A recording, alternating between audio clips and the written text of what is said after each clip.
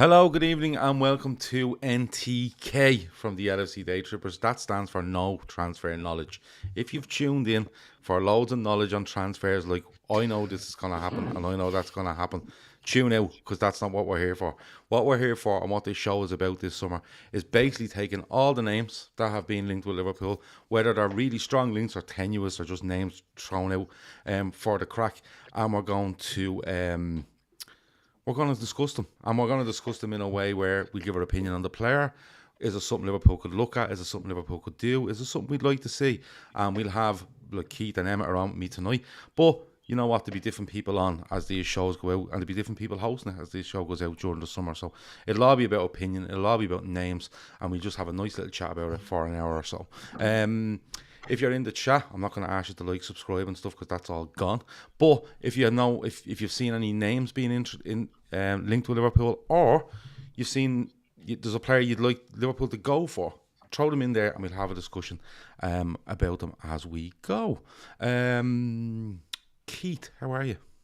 I'm great, Gav. I'm great. I want to pull you up on something. No transfer knowledge. There's 150 years experience on this panel here, and there's plenty of transfer knowledge. You two are taking up the majority of that 150, is that what you're saying? Yeah. I'm not going to lie. But no. There's a lot of knowledge, but not, we're not trying to sell anything here. So, yeah, I'm looking forward to this, because the transfers can be a murky water, you know what I mean? And we're just going to try and look at players who are generally being linked, or, as you've said, names that you think would be a good fit for Liverpool, and we're just going to look at those type of players. But yeah, looking forward to this. I like the intro, by the way. It was like very Game of Thronesy or something. Yeah, it's one of those where we're definitely getting done for copyright. Because even though it's royalty free, we're definitely getting done for copyright. So we're awaiting that after the show, and then we'll change the music, and everyone will get upset. That's how we usually roll, isn't that it? Emma, would you like me to pull me up on anything? All right, okay. No, I'm still waiting for the auto cue to come up. That's the music reminded me of the news or something like that. I have my sheets here to bang on the table at the end. Good one, yeah. Kind of play us out as well. Very, very K-Burley of you, but fair play. Chris Brack starts as obvious as Nunez is sorted. He's going to Man United and or Newcastle, while still preferring Liverpool, who had anything from 40 to 58 million bid to nothing, clear as mud. Look, we're gonna rattle through a load of players. We're gonna talk about them. We're gonna see what we think. What we're gonna see what the chat think, and that's what we're gonna do for the summer. Don't get me wrong. If it's absolutely nailed on a player's sign of Liverpool, we will come on and do a special on that player, right? But as things stand, it's just loads and loads of names, and we're going to discuss them. Why not? They're all football players, and we like football, so let's talk about them. Do you know what I'm gonna go to the one that seems to have the most concrete kind of stuff around at the moment. That's Calvin Ramsay from Aberdeen. 18-year-old right back. Anywhere between 4 and 6 million I've seen. Some 4 million maybe with add-ons to 6. He has been linked with Leeds. I think Villa's name come up as well. But the talk is his preferred move is to Liverpool, and he's trying to push that through. Keith, first of all, what do you make of this as a transfer? Because it looks like he could be someone to come in to be that backup to Trent. I think Nico Williams, it's been spoken about today that Nico Williams has, I think it's a £15 million price tag on him now, and Liverpool are awaiting quite a few people to come in with offers for him. What do you make of this one though? Because I know it's only 4 million, but a lot of talk around this chap. He comes in, he's probably looking at being back up to Trent. Is it a good move, or would you like to see someone more experienced, maybe for the same money, or is it just one of those where they'll work on him, and by the time he's 20, 21, he'd be fantastic, like usually what happens with most Liverpool players that Klopp gets? Yeah, it's an interesting one because right back cover, it's a bit of not a poison chalice of a position, but how do you back up Trent? Because he's not a right back in the traditional sense. So Nico Williams sort of suffered by the fact that he couldn't do what Trent does. Now, I've watched a bit of Calvin Ramsay highlights. I haven't been up on Aberdeen. I'm not going to pretend I have. But he looks a good player, but he's like a mix between the two. Williams is a more traditional attacking fullback, let's say. He likes to get up the line, direct running, and gets his crosses in, whereas we know Trent is hitting balls from all over the place. Ramsay looks like he likes a pass from deeper as well. But it'll be interesting to see. Now, someone mentioned it there. I didn't get the name. That Joe Gomez will do a lot of the covering, and I sort of agree with that. And what I think will happen here is, I think this one will go through. I think he will come to Liverpool. Kev O'Sullivan saying at 4 million, it's a free hit, and it is. And what Liverpool will be looking at here is, if it doesn't work out, but if in 2 or 3 years' time, Calvin Ramsay is looking for first team football, you'll make a profit on it. You know, you'll get your money back. So while we don't talk about Moneyball as such, it is a bit of a Moneyball deal. It's similar to Ben Davies, who I know is getting linked away. I'm not saying he's Ben Davies, but it's a no risk signing. If it works out, great. If it doesn't, you just move the lad on, and he gets the experience of playing with Liverpool, of playing under Klopp. And that can sound patronising, the experience of playing for Liverpool, but it is a big thing. They're talking about one of the biggest clubs in world football, and you're training week in, week out with the best players on the planet. So you can see why it's appealing. And, you know, it's like Tsimikas. Tsimikas is breaking through now, and he's been linked with Juventus, and he's been linked with other teams like that. So being a backup is no harm. If Liverpool have a plan to maybe, I'm not saying that the kid won't make it, but if he doesn't sort of nail down a regular spot, they could sell him on in 2 years, 3 years, and just bring another player in. You know, Nico Williams got a run at that. They get possibly 15 million off him. Great business. Calvin Ramsay can come in and try and back him up. It could work out. It might not. Paul Smith, I prefer Jed Spence, who's more experienced, more expensive as well than Ramsay. You know, and Liverpool maybe are looking at Jed Spence, who would probably want first team football. And you have to remember that any player that's coming in here knows he's not going to be a starter, and it's a hard sell. You know, it's a hard sell. Jed Spence is a good player, but Jed Spence is going to want game time. Jed Spence has got promoted. No, I know he's only on loan from Middlesbrough, but he's got promoted to the Premier League. He's not going to want to go to Liverpool to play 6 or 7 games a season. Kevin Ball says he talked to an Aberdeen fan. He tires out a bit towards the end of a game, which is to be expected, but he said he's very good going forward. But defensively, he's still got a bit to work on. And Emmet, when you look at Nico Williams, right? Nico Williams goes on loan to Fulham, has a great time. I think he's out of the team towards the end of the last season because he basically comes out and says in an interview and says he's looking forward to going back to Liverpool for next season. And I don't know whether it's taken out of context, but he's not seen in the team again.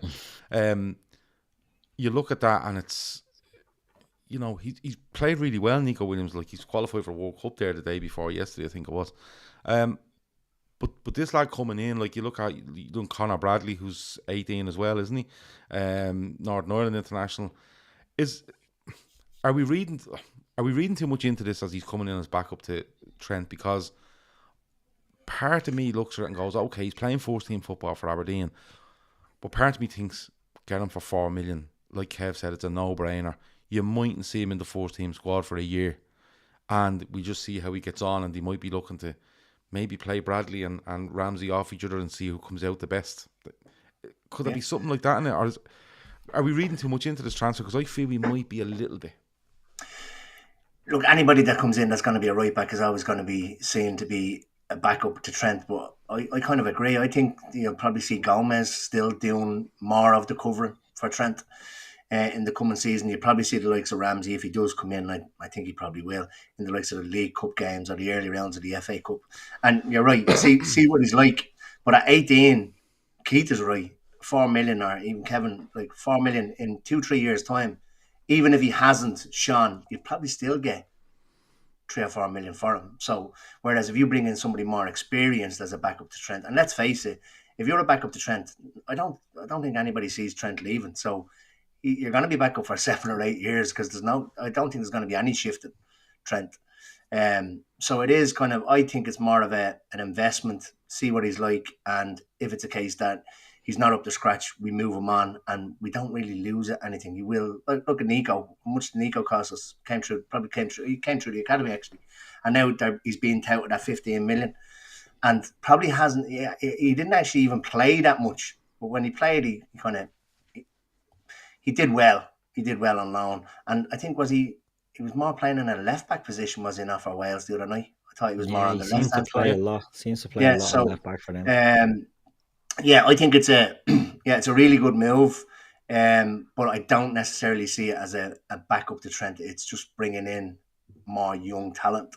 I think going into this season, it will be, if Trent is out or needs a rest, I don't think he throws Ramsay in. I think it would still be Joe doing most of the heavy lifting, and mainly the younger lads maybe in the League Cup and that kind of stuff. Yeah, and look, we'll have to wait and see if it happens, but all the talk from journalists that I would follow and stuff like that seems to be they're absolutely going for this guy. And the talk from Aberdeen, to the Aberdeen end and the players' end, is that this is the Liverpool is the move he wants. And look, we can speculate on what happens when he comes in and how will he get on, but he's not signing for Liverpool without being told this is what the plan we have for you, and 5-year deal or whatever it might be, and this is where we want you to be in 12 months or 24 months time. So it's one of those where, you know, I kind of agree with you. I'm not a fan of Joe Gomez at right back simply because I want Joe Gomez to play centre back because I think he's a really good one. But you know, I'd kind of agree with you. I think Joe Gomez would do, like you said, most of the heavy lifting if Trent needs to have a rest and things like that. But having said that, and Shawnee said the 5 subs will get these lads games, I think the 5 subs will also help protect players as the season goes on. You know, there's games where, you know, we've made 3 subs and we end up going 2 and 3-0 up, and you could want to take Trent off on 70 or 65 and you can't, but now you can. And I think it works both ways. Getting players games, great, but protecting players when you have that little bit more scope to do it, I think is very, very good.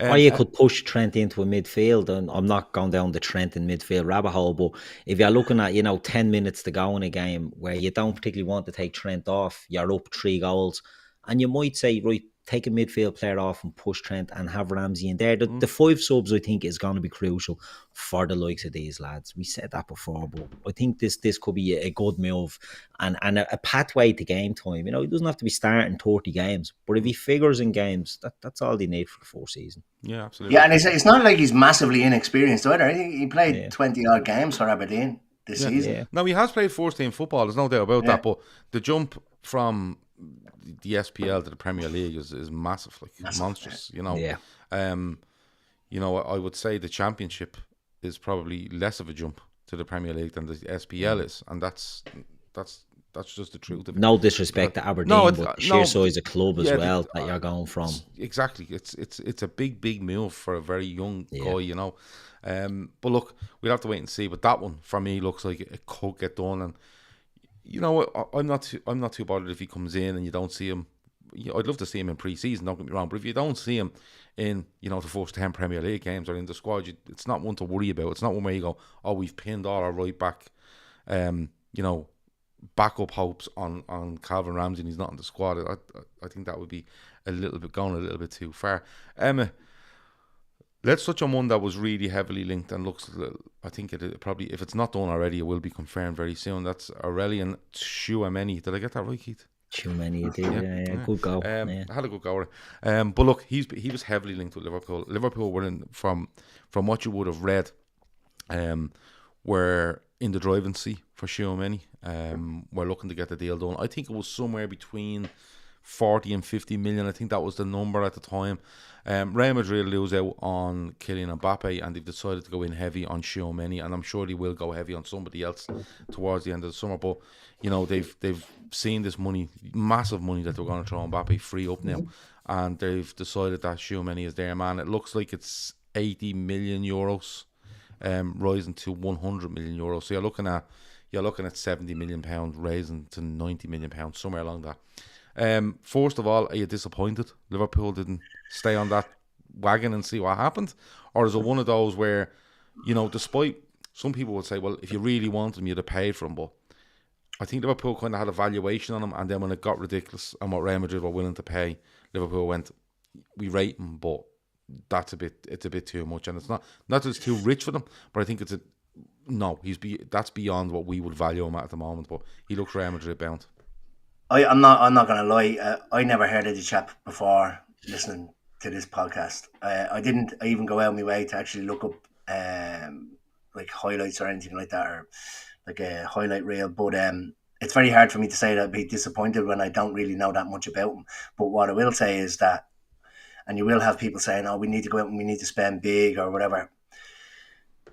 it's going to be one of those things. 6 years ago, maybe I would have been disappointed and like falsely disappointed because it was like, oh, we're missing out on this fantastic player that everybody says is fantastic.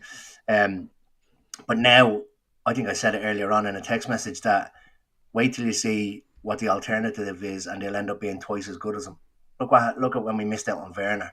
Everybody was like, just pay the money for him. Then we went and got Jota.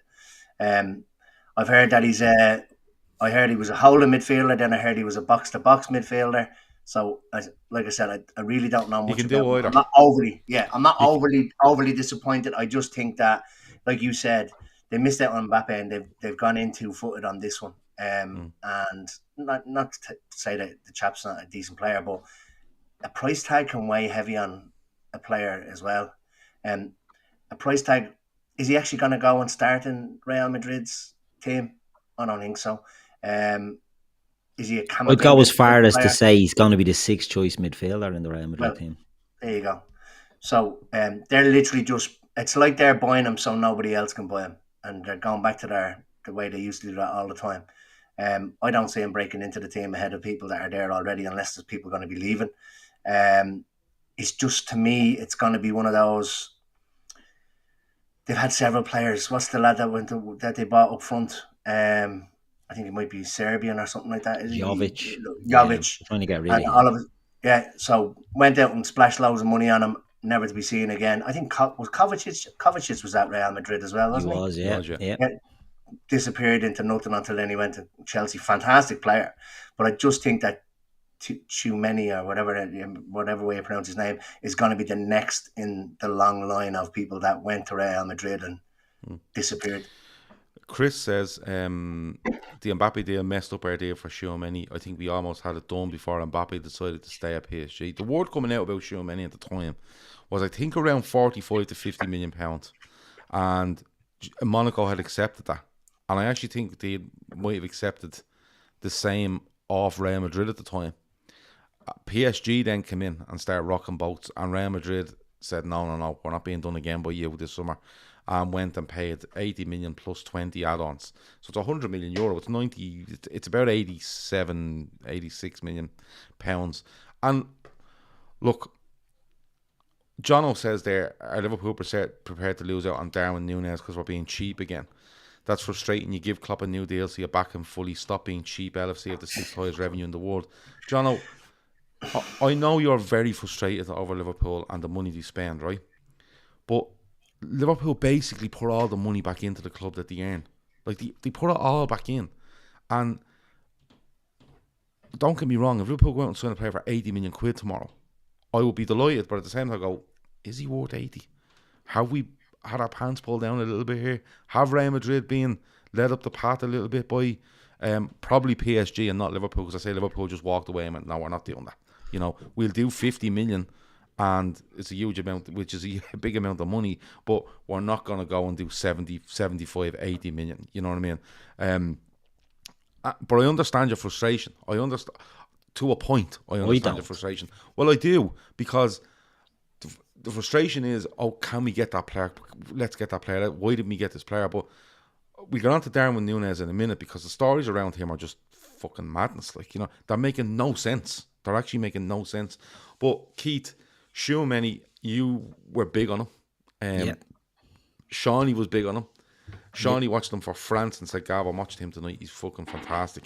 He can play a 6 or an 8. I've watched a little bit of him, highlights and stuff like that. No, I don't watch Monaco. Like, I don't watch France. So it's all being highlights. And he looks a real player. But, like, do you hold any frustration with Liverpool where they go, will the news go to 80 million? No, not at all. I'm a huge Tchouameni fan. I think he's brilliant. I wouldn't have gone over 50 million for him, and I'm glad Liverpool didn't get sucked into that, because Tchouameni's an 8, right, who can play as a 6. People think he's a 6 because he's a big, huge fucker. He's not. He's an 8. He's an 8 who can play as a 6, and it would have suited Liverpool down to the ground. But for that money, I don't think Liverpool do that unless it's for a ready-made, guaranteed starter, and I don't think Tchouameni would have been that. I think, and in fact, not only do I not think Tchouameni would have been that, or maybe I'll take that back, he could start in Liverpool's midfield eventually. I think Liverpool have to rise in another midfielder who they're willing to pay big money for.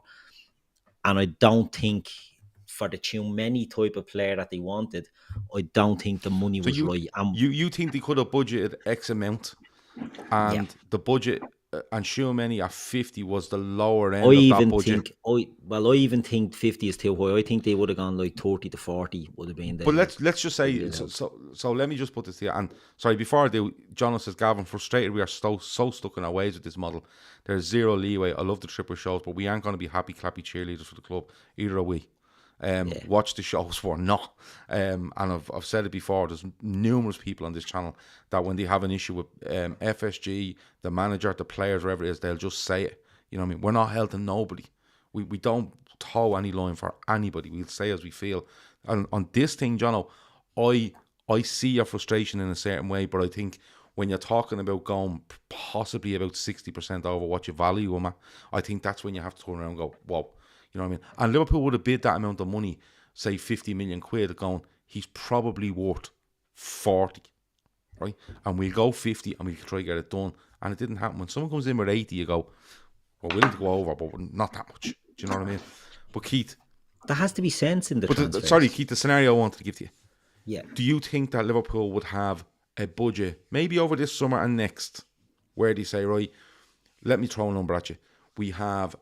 We want to spend 120 million on 2 midfielders because we really want to make this solid for the next 5, 6, 7 years because of the age profile of some of our midfielders. And he would have been the lower end of that. He probably would have taken up maybe 30%, 35% of that budget, where you have your eye on somebody else, i.e. Bellingham, let's be honest. He's the one. You know, and they were going, let's spend that money. It's a big amount of money for 2 midfielders, but when it goes from valuing our 40 to and going in with 50 to being 80, you know, it's a lot. It's a big shift. I'd understand if Real Madrid signed him for 55. You go, it's only 5 million, but it's not. It's 30 million quid extra. Is that the scenario? It's too much. I mean, when I first mentioned Tchouameni, I was talking last summer. It would have been as a lot of people were talking about Basuma as a possible player. No, he was saying, no way, 50 million Brighton had won for him. You get better value in France for that type of player. And I cited Tchouameni, and you're talking 20, 25 million at the time. Now, he's broke out this year, and make no bones about it. This player is absolute quality. But there's no way I don't think Liverpool were going high on this lad. I think... And look, I don't know. To the likes of Jono, who's cry-arsing about, you know, we're frustrated because we're stuck and blaming FSG. We're going by reports that Liverpool are getting this narrative that we're getting beaten to Tchouameni by Real Madrid. I think we walked away from this a long time ago. Like, I don't think Liverpool are entertaining once the money starts shooting up on this. Like, Liverpool don't get into bidding wars. I think they're probably about a month away from it. They're gone. Yeah, a month. They don't get into bidding wars. They have a thing, if they don't want it, and that's why they're linked with Ibrahim Sangare, because he's that type of player at PSV who's about to explode. Liverpool want the player who's about to explode, not the player who's just exploded, because you're looking at the figures. They won't spend 80 million on it. Like, Liverpool's record transfer fee is what? 75 million pounds. On who? Virgil van Dijk, transformative player. Who's next? Alisson Becker, transformative player. Now, Naby Keita's the flying the ointment in my argument here because we paid 53 for him. But they thought what they were getting with him was something. And, you know, they could probably argue that overall he's been a decent player. They're not going to pay 80 million for a player like this. I think they would pay 80 million for Jude Bellingham. And then I agree with your sort of number in there, Gav. I think if they got the two of them for 120, that boxes off your midfield. I think Liverpool will be looking for the next player of that ilk, and that's why Sangare is getting linked. And for people who don't know Sangare, have a look at him. Now, the issue I have with him is he's from the Ivory Coast, and the AFCON does throw up issues. But look, if it's the player that Klopp wants, the player that Klopp wants. People think that Liverpool, as I say, get linked with all these geezers, get linked with these players, don't get them, and it's because FSG don't back Klopp. Don't be so naive. Do you know what I mean? Like, they have a business model that stick with it. They'll pay. They'll have a list of players. If it goes out over the scale, and you're talking way over scale, 80 to 100 million euros, like, you're joking me. How would that affect the rest of your window? Because if you it looks like PSG have pushed Real Madrid to this. That's probably what it looks like, right? But how does it affect the rest of your window if, let's just say you want to sign, say Rafinha, right? Because I want to get onto Rafinha later, so it's kind of a good thing to start on. So let's say you want to sign Rafinha, right? And you're saying, right, we can get him for 60. Just say 60, right? Because that's the number being blown around all over the place. But if Leeds look at you and go, that fella's worth 50 million quid and they're paying 80. Next thing you're turning around and you're going, you want this fella for 60, but you've paid 80 for him. We want 80 for him now. We want 90 for him. Yeah. How does it affect the rest of it? And I'm only trying to play devil's advocate here. You know, it's not me standing up going, oh, well, what the club do all the time is right. I'm just trying to play devil's advocate in this, Keith. How much does it affect the rest of your window if you go out early doors and go, and literally everyone around Europe's going, you've probably played 30 million quid over value there? That's why Liverpool don't do that, Gav. That's why other clubs, Manchester United comes to mind, that do these sort of things and get held over a barrel. Liverpool don't do that. And it's why, you know, a lot of people love Jared Bowen. I'd love Jared Bowen at Liverpool. It's never going to happen because West Ham are going to want exorbitant fees for him. You're going to be talking 70 to 80 million to even get a Jared Bowen. Liverpool will get Serge Gnabry quicker than they'll get Jared Bowen. And, you know, people will moan about that and say, oh, you're not getting your top targets. It's not that they lose out on these players. They look at it, they see the figures. If you go and pay over the odds, 30 million over the odds for a player, every other club will rent you. Every other club will rent you. If you're a team that goes in and I think a lot of the pull for Liverpool is the player wants to go to Liverpool, the player wants to play for Klopp. And that's why I think the Jude Bellingham thing has legs, because I think there's a lot of, you know, things that point to Bellingham and Bellingham's camp being interested in Liverpool. So that gives you your negotiation sort of tool or your foot in the door. And I just think if you go away from that, like Liverpool will look at a player, if it doesn't work, they'll go to the next one. And their sweet spot is 35 million. Between 30 and 40 million, Liverpool hit the sweet spot so many times. And it mightn't be a player everyone knows. Do you know what I mean? It might not be a player. Now, I've seen some mad links. I've seen Christian Pulisic and the likes. I don't think they do that because I think he has injury issues. But there's so many players out there. Laura Duffy's a great point. Serge Gnabry is also considered a homegrown player. These little things, you know, Liverpool will look for the value, but not cheap. People have to distinguish between value and cheap, because if you get a player that's cheaper than another, look at Luis Diaz for 36 million. Is he better value than Jack Grealish? And that's just using the extreme, you know, 100 million compared to 36 million. The more expensive the player does not guarantee he's a better player. It has to be the right player. And Liverpool, I trust Liverpool. And people can say, oh, FSG apologists and all this shit. I trust Liverpool's recruitment and management will get it right on the targets, right? And I think there's players out there that Liverpool know, boom, we'll hear the story about Tchouameni. And as we've said there, Real are going from, I think their name was thrown in just to get PSG to the table and to bump up the price for Real Madrid. I don't think Liverpool were ever interested. I think that'll be with every single transfer that'll happen.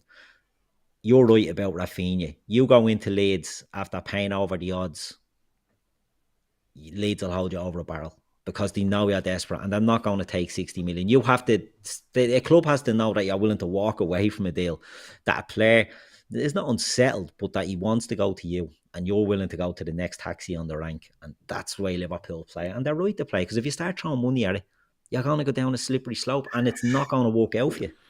You get held over a barrel every time. Exactly. Once you do it once, that's it. You're goosed. Exactly. 100%. I think it's fairly obvious, you know, even by some of the links that are a bit tenuous, you know, that Liverpool are looking for a midfielder this summer. Now, I've come out in the last couple of days and on shows and said I would literally just go and sign Bellingham, you know. And people in the chat are saying, you know, oh, you're in a bidding war next year. I don't think you are. I think that might be an 80 million buyout. Now, a bidding war in the case of wages and signing on fees and whatever it might be, yes. But midfield-wise, right, we've talked Tchouameni, you've talked Sangara, and Wayne Stewart says our PSV's had unreal numbers this year. 6'3" monster. Yeah, quality. Emmet, It looks like they are going to look for a midfielder. It looks like Naby Keita will sign a new deal. That's what's being said early on in the window now.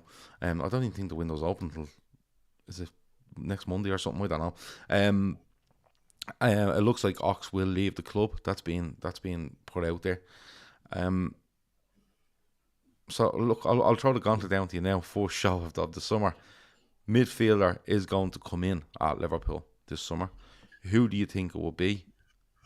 Or who would you like it to be? You can take it right away. I'd like it to be Bellingham. I agree with you that we should just try and go get him now to avoid the whole... But look, we've signed players before that turned down bigger money elsewhere because they wanted to come and play for it. I think Van Dijk turned down more money elsewhere, if I'm not mistaken. Ox did as well.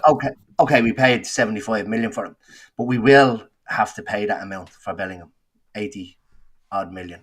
But that's your bargaining chip, like Keith said, that his family are Liverpool supporters, season ticket holders.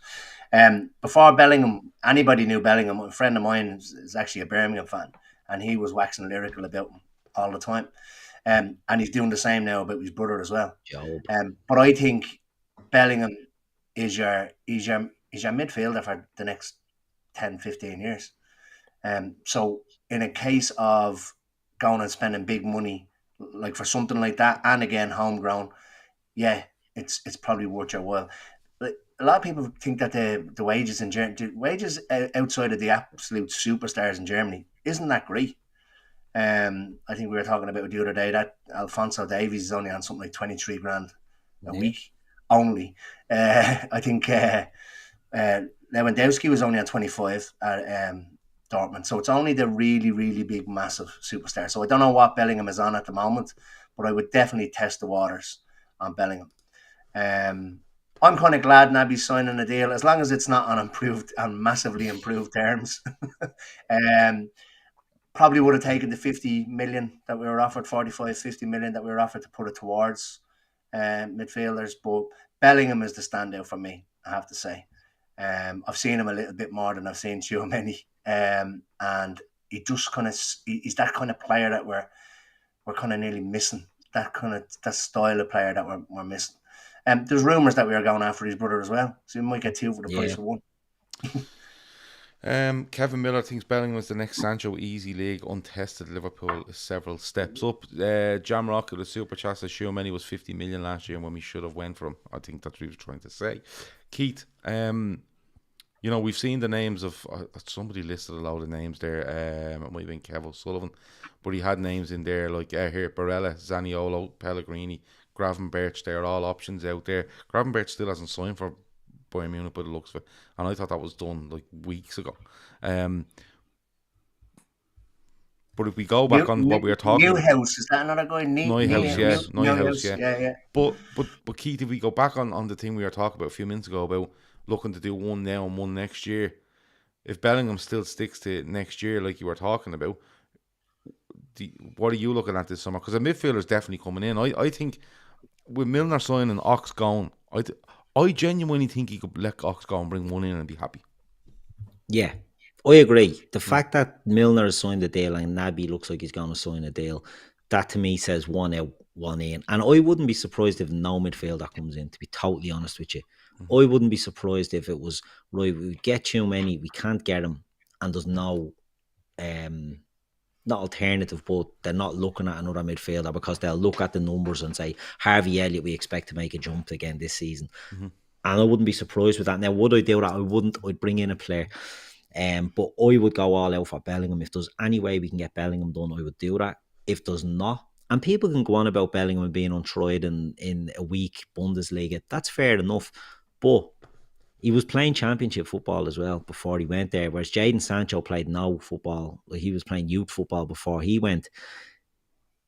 I think Bellingham is the man. People are saying Calvin Phillips in. Calvin Phillips is one that I wouldn't touch with a barge pole, because I would imagine there's a lot of miles on his clock from Bielsa. Injuries have killed him over the last injuries are starting to being heavily linked to him, haven't they?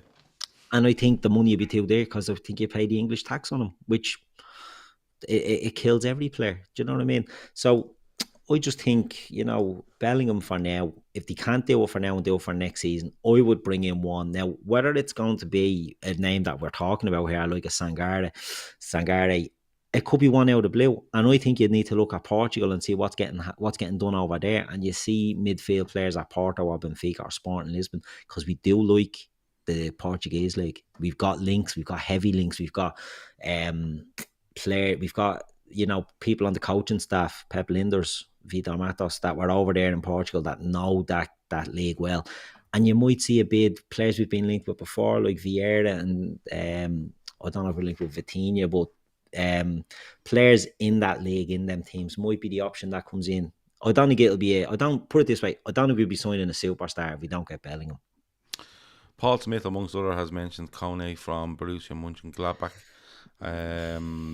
There's differing views on Calvin Phillips, to be honest with you.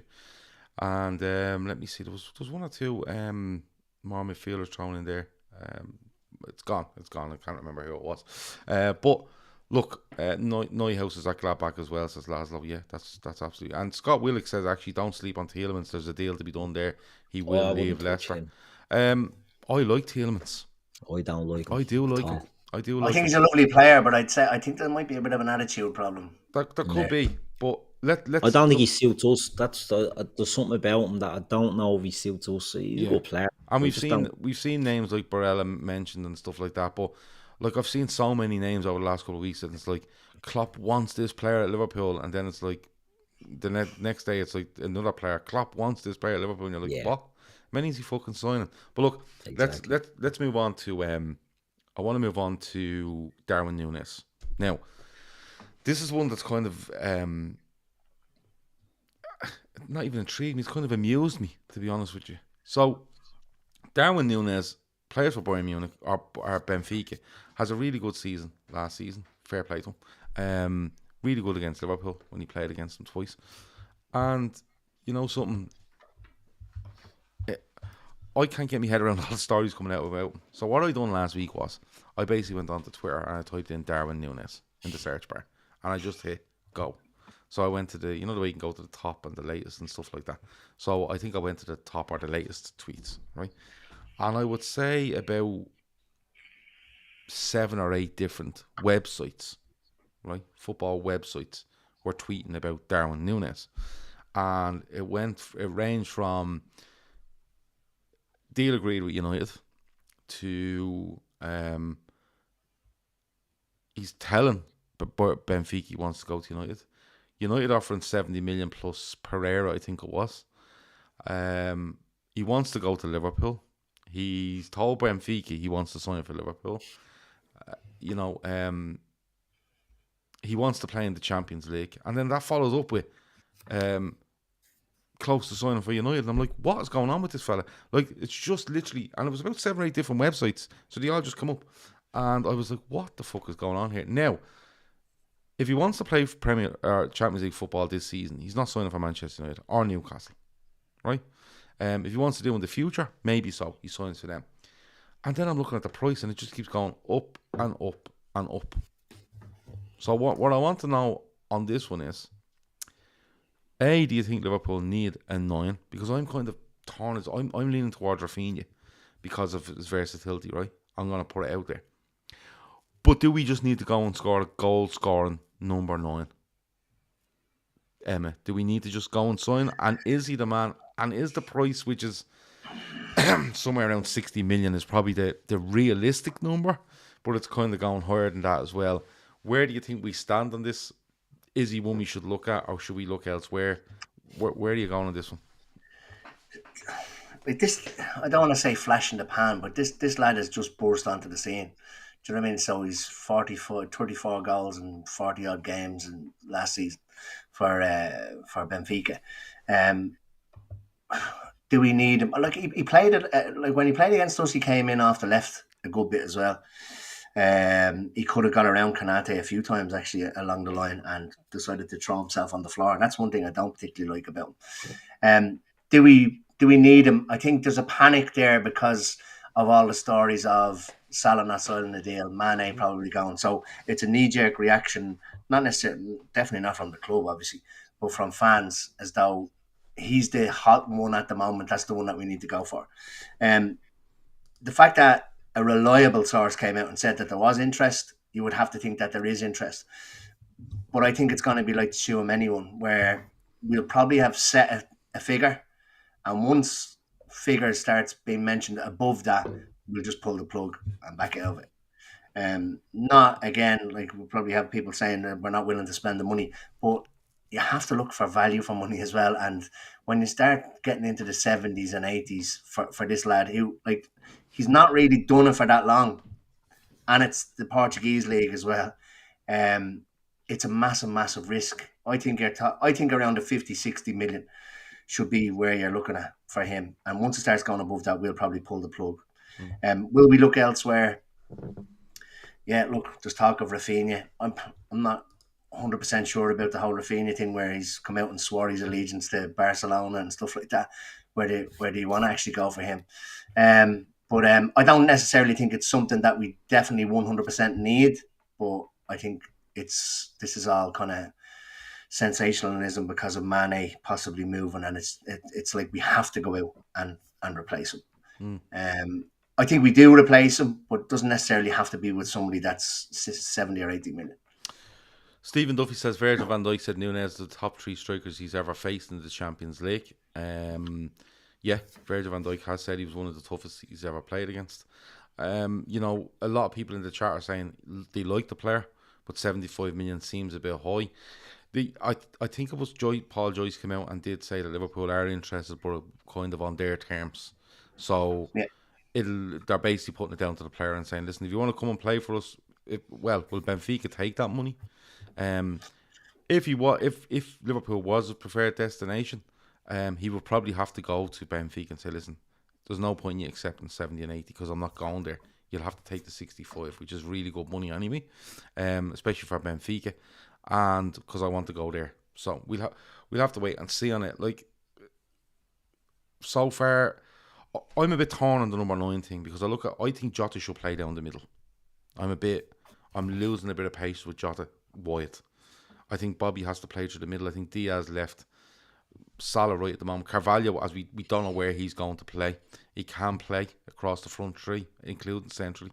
He can play as a 10. He can play as he's just so versatile. Carvalho and what you see. So I'm a bit torn on it, but.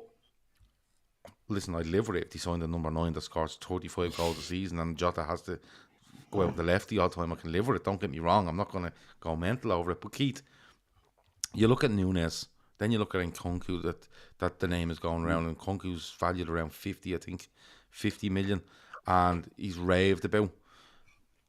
Do you see anything in this Nunez stuff, or do you think Liverpool are really interested, like they would be in a lot of players, but if we can do a deal at X amount, they look at it. If it goes beyond that and they go, no, we're not doing that.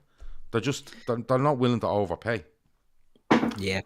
I mean, whether it's a midfielder or a forward, I agree. I don't think they'll be held over a barrel for them. And look, I'm a big fan of Darwin Nunez. I think he's brilliant. I don't think he's a flash in the pan one season wonder. He went from Penarol to Spanish second division. I can't remember what team it was. Who was it? Almeria. He goes to Almeria, and I think he gets 1 and 2 or better there for a season, and goes to Benfica then. And Real Madrid are sniffing around him, and everyone's going after this young fella, and he's the next big thing. And it took him a while to settle in Portugal, but I think this young fella is ready to explode. I think, he's in that sort of, this fella hasn't exploded, the Vlahovic sort of mould that he's like Haaland light, right? So Haaland is obviously become this superstar. Let's see what happens there. But he's 6'2" or something. He's really fast. He's not like, a target man. He's really, really quick. And I think this is the most concrete one because of the fact that Joyce and the others mentioned are coming out. You've also seen Serge Gnabry mentioned. There's loads of players. Well, I'd say if you're looking at the central options, you look at if it's going to be a central player, looking at Darwin Nunez. Nkunku I don't trust there, to be honest. I think he's more of a winger. He's been a winger all of his career, and he's just played a little bit more centrally this year at Leipzig. I think if he comes in, he plays wide.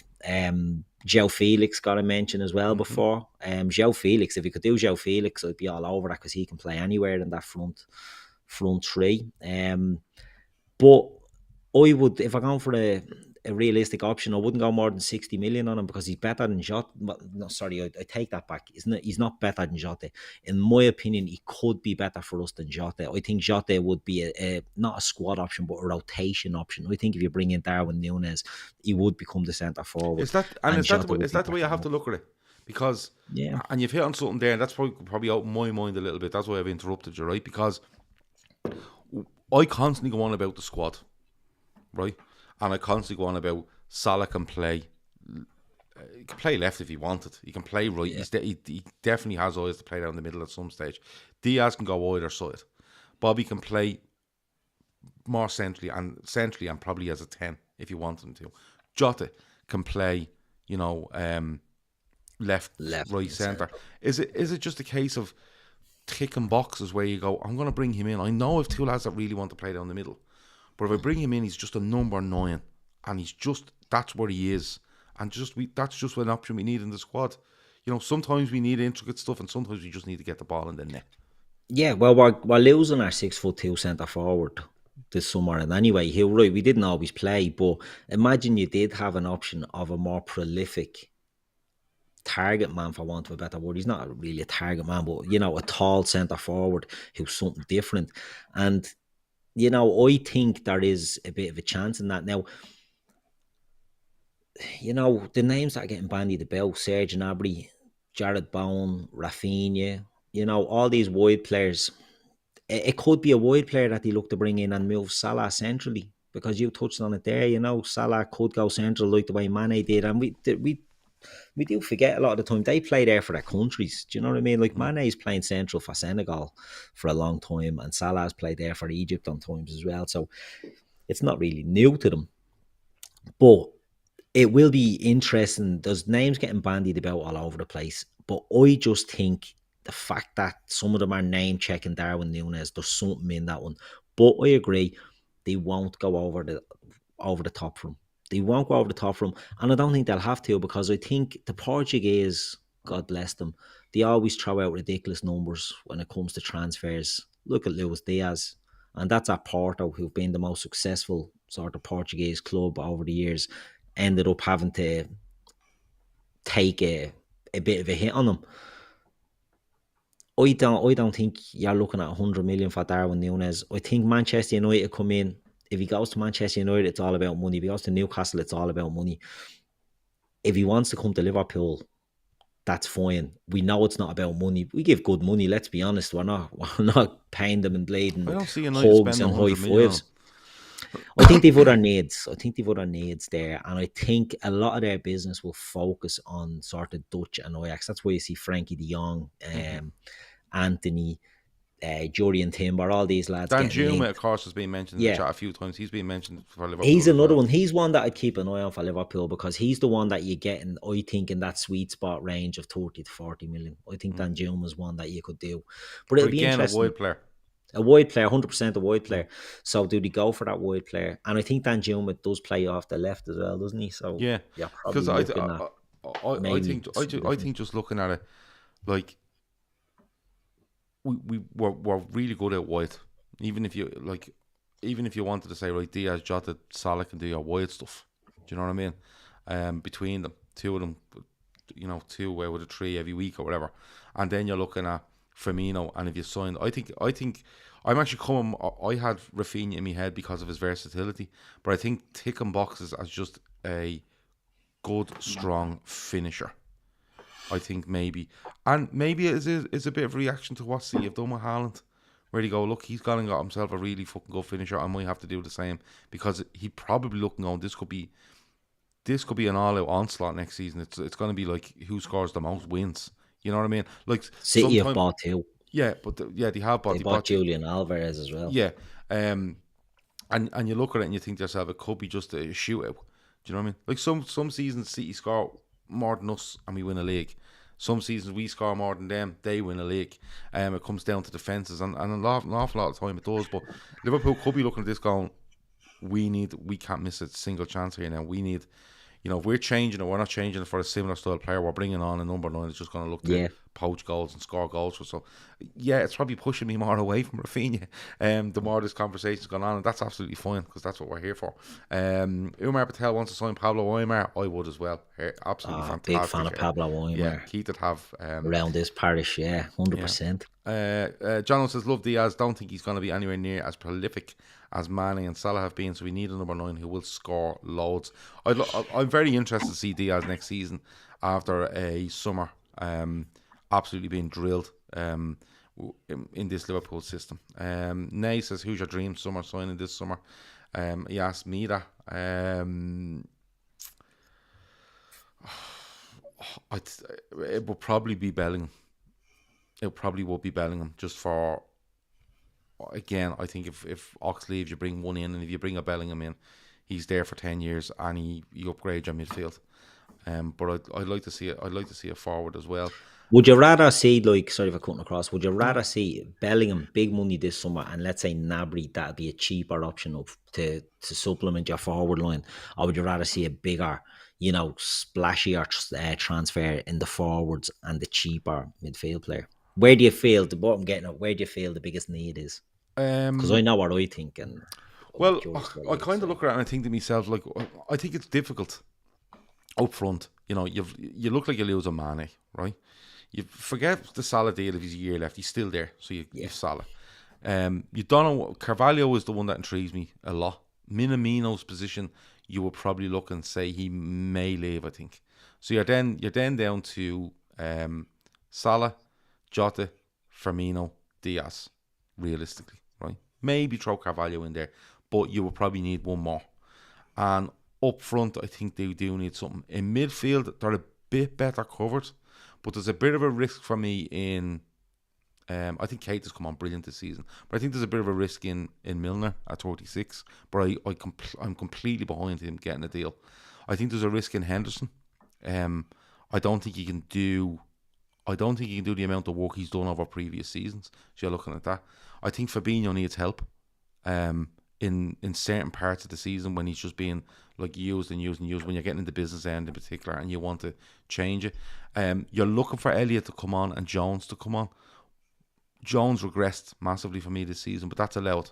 Elliott has had a bad injury and we'll see him next season. So I think there's an equal argument for me, Keith, for both. And I would expect Liverpool to strengthen in both the positions. I'd be a bit disappointed if we didn't.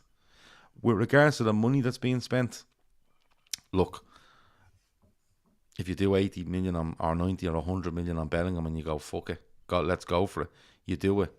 But you'd probably have to back her up with 50 or 60 up front. You just would. Do you know what I mean? You just would, because as much as I say it's ticking boxes, it's a very important box you're ticking. It's another fella that's going to score you goals. And you have to remember, you are losing Mane's goals. You're losing Origi's impact. And you're losing Minamino, who's just been brilliant in cup competitions for us.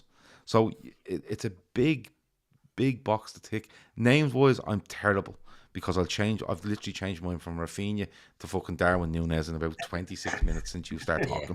So I'm not very good at that. Isco on a free, somebody says there.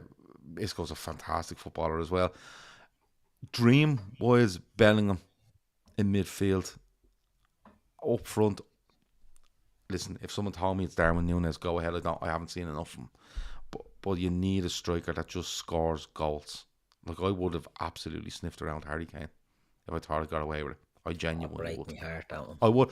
I know I don't like him, but I think if you were to say to me, you're getting rid of Firmino tomorrow, and you want to bring in a player that can play in a similar kind of vein to him on the ball, but scores more goals, it's Harry Kane. But that's not. What about Son? Son won't happen either. I think he signed a deal. In the Premier League, it's hard. I think you'd have to go outside the Premier League to look up front. But if I'm looking for someone that's a number 9 that scores loads of goals, and they're kind of hard to come by. If you're looking in the Premier League, I'd take Bowen all day. All day. He's another wide man though. Yeah, but I think he'll give you goals. I think if the problem with looking in the Premier League, and not even just English, even just, all right, there's value to be had in the Premier League, but I think you get rinsed a lot of the time there. And I think you do need to I'm not telling Liverpool how to start their recruitment and their scouting, but I think you get better value. The man mentions Victor Osimhen. I mean, I'd be surprised if you get him on the cheap. Napoli paid a blatant king's ransom to get him. But See, the there's thing with players Bowen out as there. well is that he's capped for England now as well. Yeah. So not only is he off the back of a fantastic season, but now he's an England international. So that kind of drives it up an extra 5 million. Yeah. I would say midfield is where we probably need it more, because it's the place where we've not actually added to more recently. Yeah. So we've added Diaz up top, we've added Kanate at the back. We've not added anything to the midfield in the last couple of windows. So Yeah, I I would be agree. leaning more so towards midfield over forward. But again, like you said, Gav, I think we should probably be looking at something at right back, midfield, and something to replace what we're losing up top. 3 is not too much to ask for. It's No. just how much are we going to spend. Okay. Before we go, is there any other names that you've seen linked that we haven't spoken about or I haven't mentioned from the chat?